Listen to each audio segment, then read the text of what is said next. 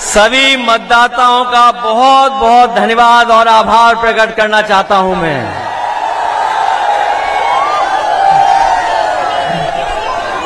देख रहा हूं जितना बड़ा मैदान हमें दिखाई दे रहा है,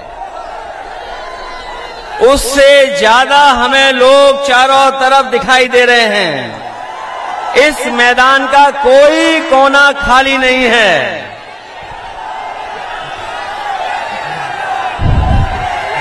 घोसी विधानसभा के मतदाताओं ने मन बना लिया है। जो पलायन करने वाले हैं, जिन्होंने पलायन किया है और लोकतंत्र में जो वोट का विश्वास तोड़ा है, इस बार घोसी विधानसभा की जनता उन्हें सबक सिखाने जा रही है।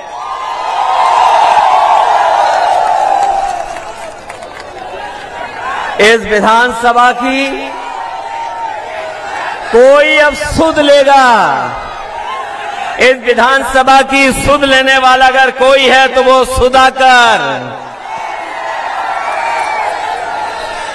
सुधाकर सिंह जी।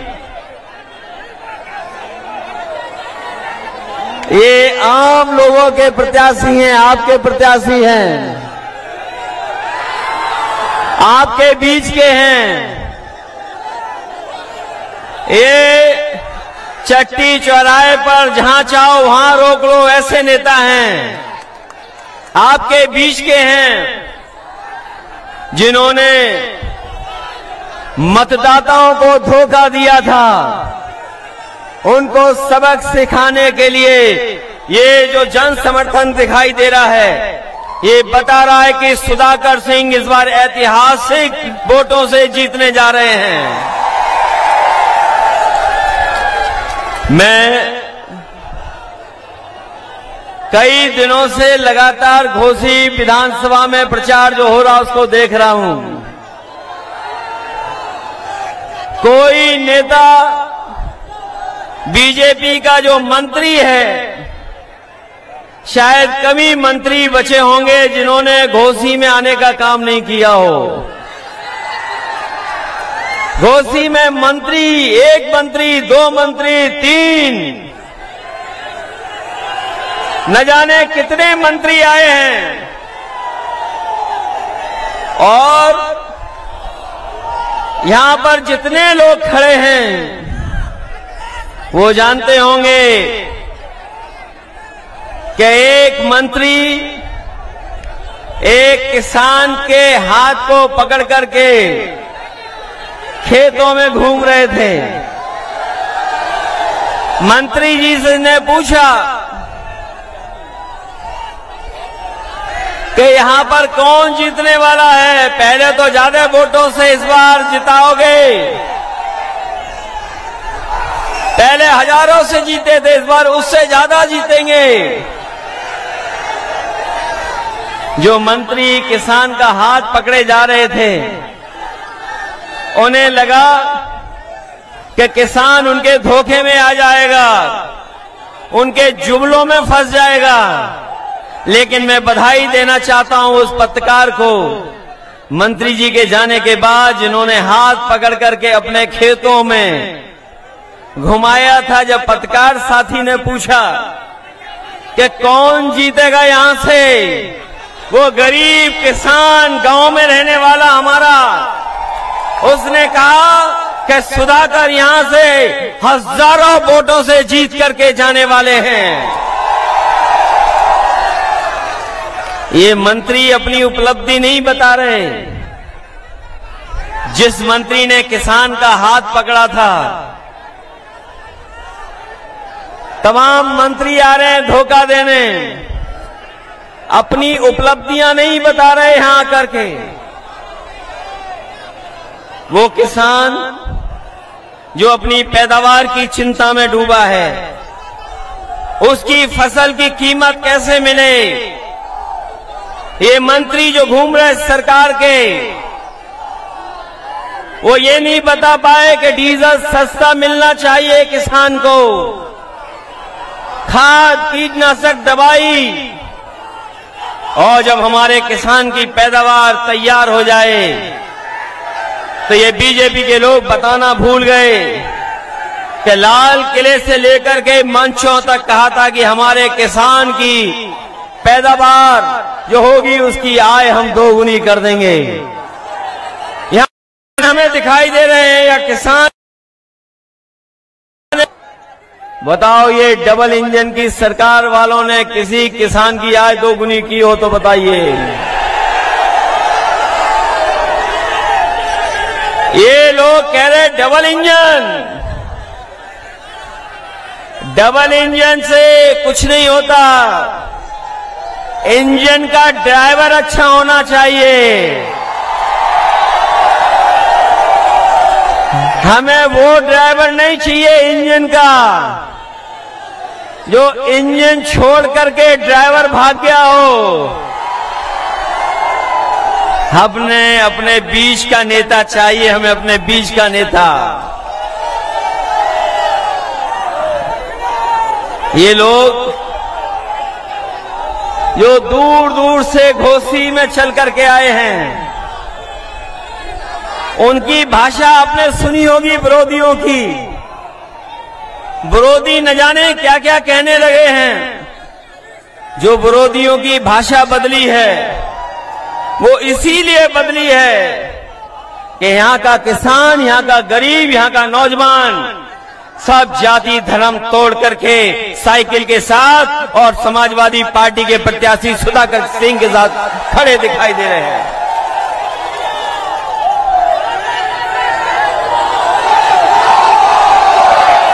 अब तो हिसाब किताब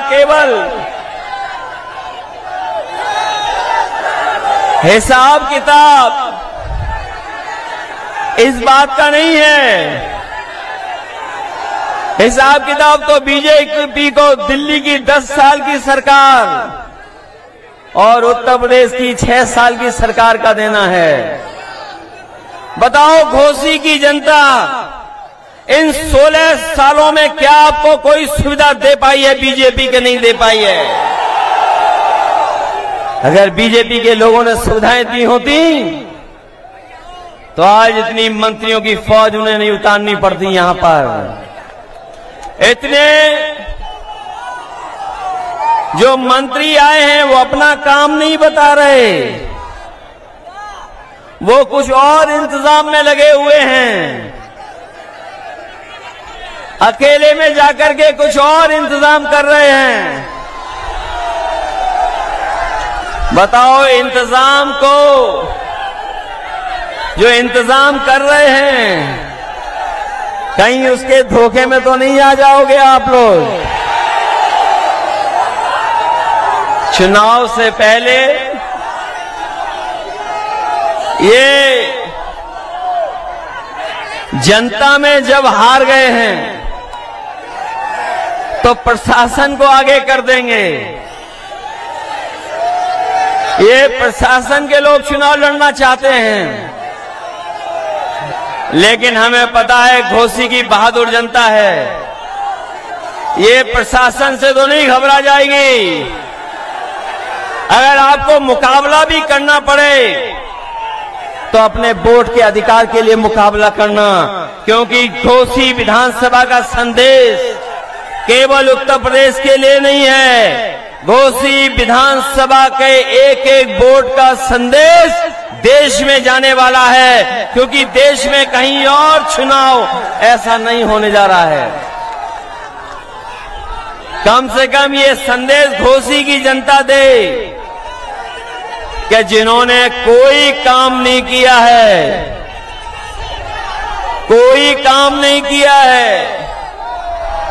उनको सबक सिखाने का काम करेंगे अपने वोट दे करके। वैसे तो पलायन लोग करते अपने काम रोजगार के लिए, नौकरी के लिए, लेकिन ये तो पहले विधायक दिखाई दे रहे हैं जो अपने स्वार्थ में पलायन कर रहे हैं। अपने लाभ के लिए पलायन कर रहे हैं। क्या ये जनता को सुविधा देने के लिए पलायन कर रहे हैं कि अपने लिए पलायन कर रहे हैं?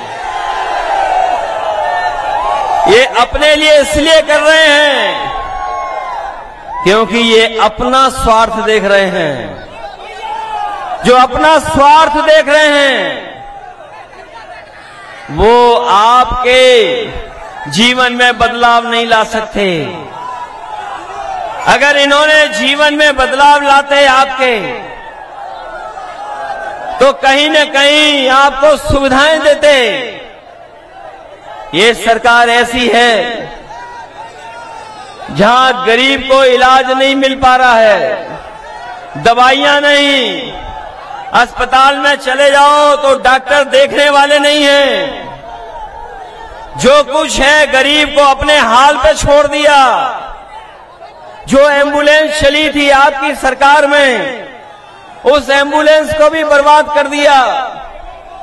कम से कम इनकी जिम्मेदारी बनती थी कि अगर गरीब के गांव में पहुंचा के मदद करने के लिए अगर एम्बुलेंस थी तो कम से कम ज्यादा एम्बुलेंस चलाते जिससे गरीब की मदद हो जाती। इलाज और तकलीफ और परेशानी में वो आपकी मदद करती, लेकिन उस व्यवस्था को भी बर्बाद कर दिया।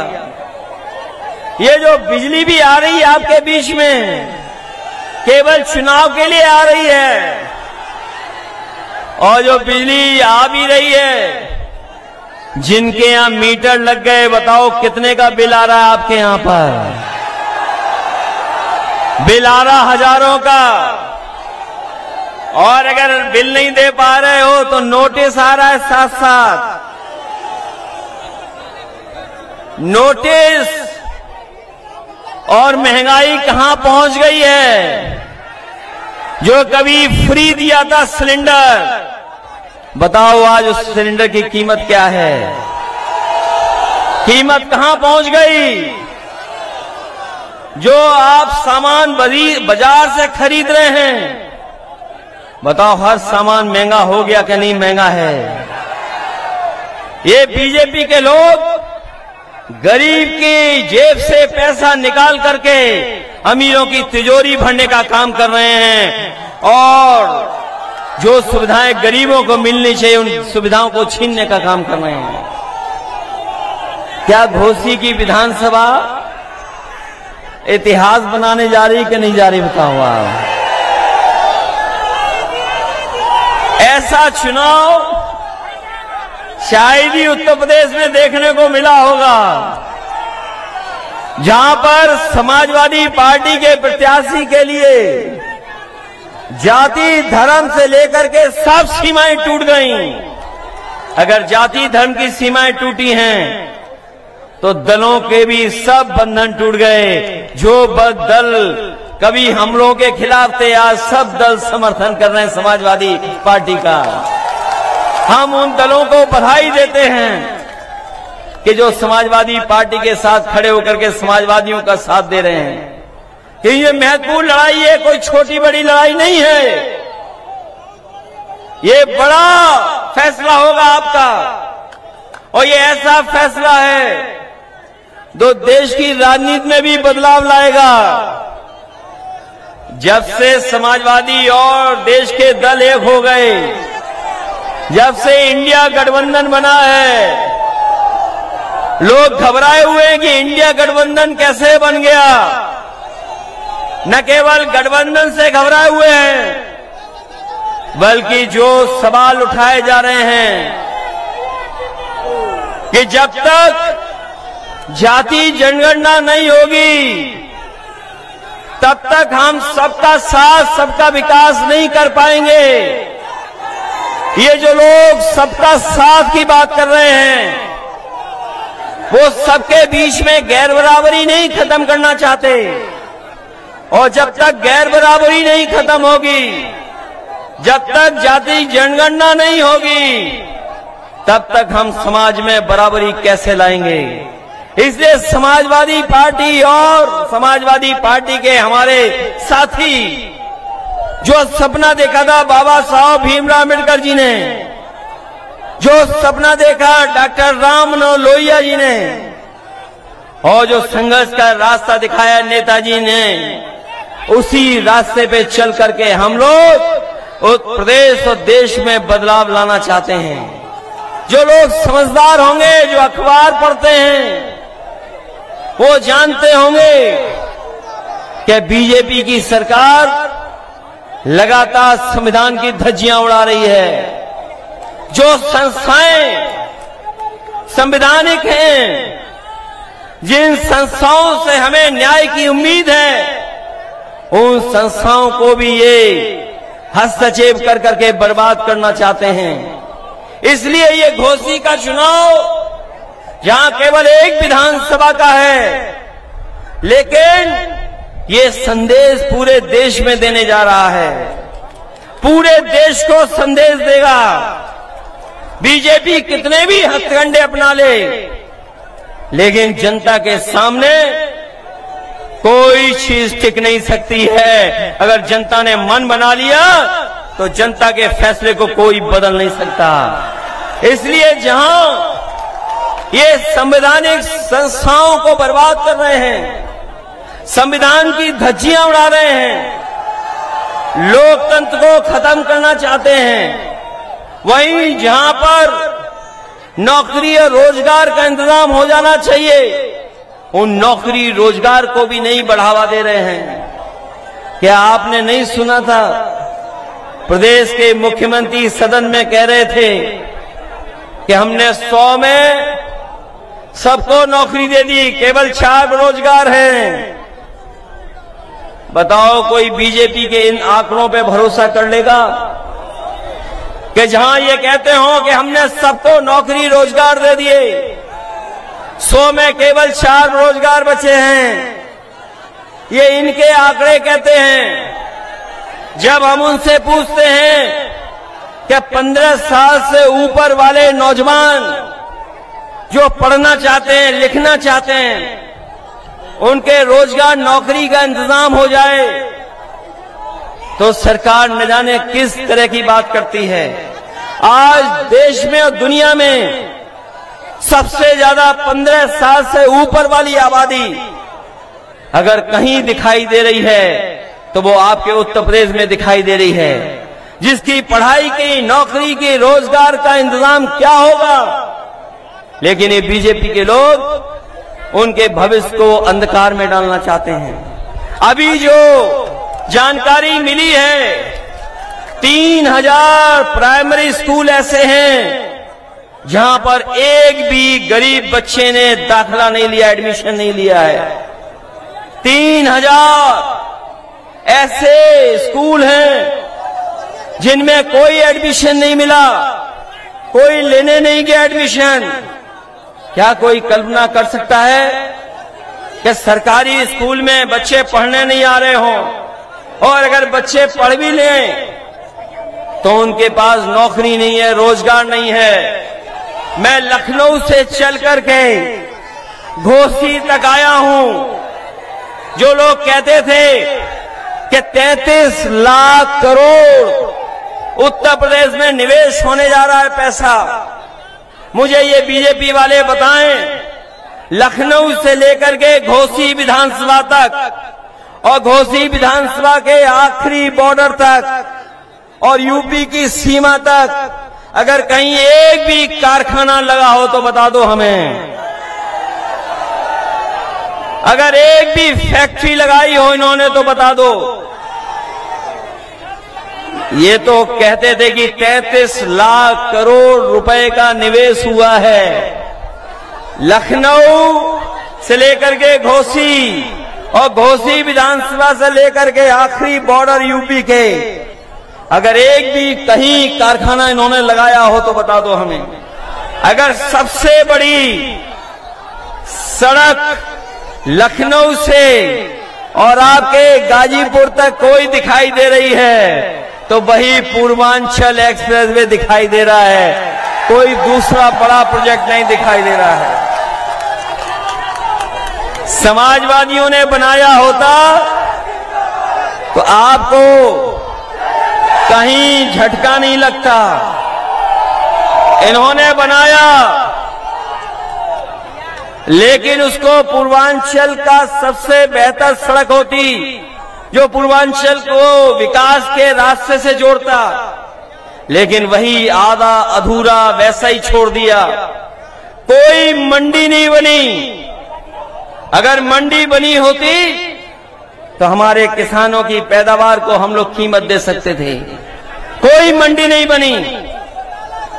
अगर मंडी बनी होती तो हमारे किसान को उससे कीमत मिल जाती, किसान को की फसल की कीमत मिलती। आज जो भी जा रहा है किसी और के हाथ में चला जा रहा है। ये जो नौजवान दिखाई दे रहे हैं बड़ी संख्या में, इनके भविष्य के साथ बीजेपी खिलवाड़ कर रही है, और न केवल इन नौजवानों के भविष्य के साथ खिलवाड़ कर रही है, बल्कि आने वाली पीढ़ी के साथ भी खिलवाड़ कर रही है। क्योंकि अगर इनका भविष्य नहीं बना तो बताओ आने वाली पीढ़ी का भविष्य क्या होगा। न इनके हाथ में नौकरी है, न रोजगार है, और क्या सपना दिखा रहे हैं कि अग्निवीर से फौज मजबूत हो जाएगी। हम नौजवान साथियों से कहना चाहते हैं कि आप भौसी की विधानसभा जिताओ, 24 का चुनाव जिताओ। जो फौज की भर्ती होती थी पहले तरह से, पक्की नौकरी, पक्की वर्दी, ये आधी अधूरी नौकरी, 4 साल की वर्दी से कोई देश की सेवा नहीं होगी। हमारा नौजवान पूरी जीवन भर वर्दी पहन करके पक्की नौकरी कर करके सीमा की रक्षा करना चाहता है।